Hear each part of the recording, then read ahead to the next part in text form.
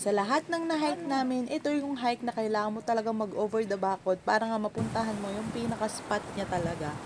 Pero kapag ka nga nandito ka na, lahat ng pagod mo ay napakasulit. So para nga makarating dito, mag-exit lang kayo sa may Chaiwan, tapos hanapin nyo yung palabas papuntang exit C.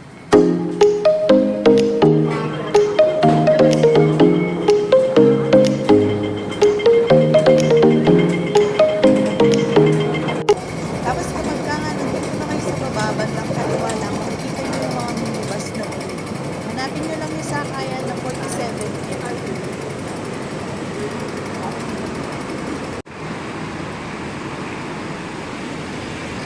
Ito na siya, 47M, tapos yung pamasahe, $4.40. Tapos i-enjoy nyo na lang muna yung biyahe.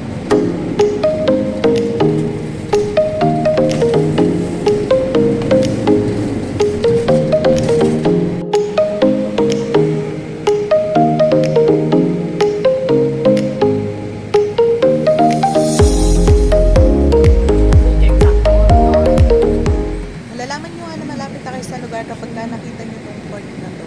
Yan lang yung pinakapalatandaan. Pagliko nyan, park na yung makikita nyo at doon na nga kayo bababa.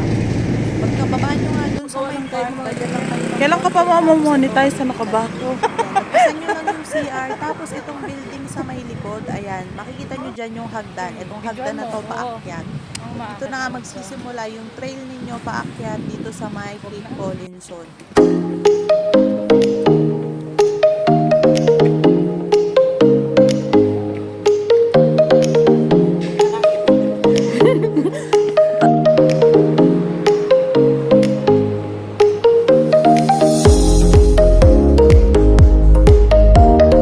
Ay, mungko. Oh, sige.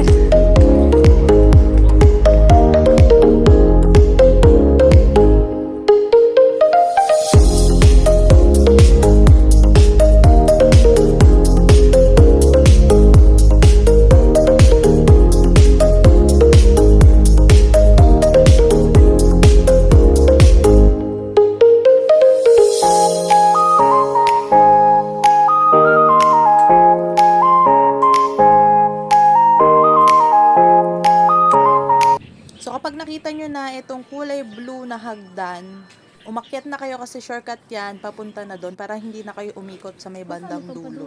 Pwede din naman magpahinga Ganun din. dito kasi may mga upuan din.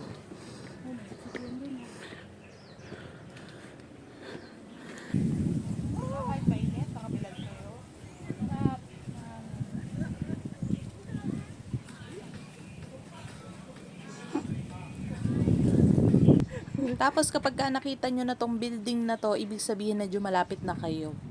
Tapos kapag ka nakita nyo na tong nakasulat na to sa bakod, ayan na yung pababa papuntang Cape Collinson. So pwede kayong mag-over the bakod dyan, kaso nga ay ingat-ingat lang.